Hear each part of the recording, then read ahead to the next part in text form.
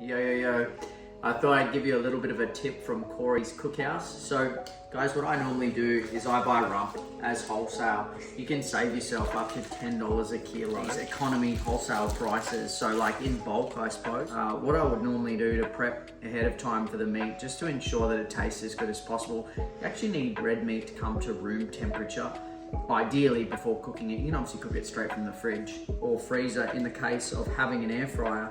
But if you want to get it tasting as good as possible, all you do is you cut the amount that you're going to need ahead of time and just stick it. I like to stick it in the microwave, not on, but just stick it in the microwave. That way I know there's no bugs and contaminants landing on it. So I'm just weighing it out now.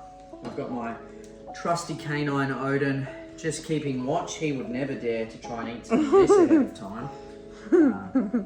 You might notice that the meat is slightly off color.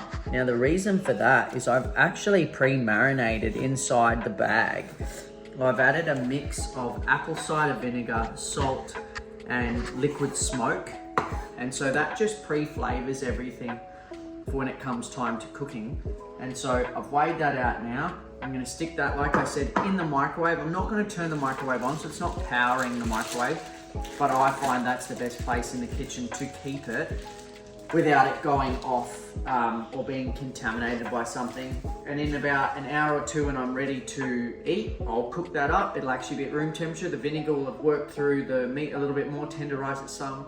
The flavors are phenomenal and noticeable from straight from fridge to cook versus room temperature to cook. You will taste the difference. So give it a go. Let me know what you think.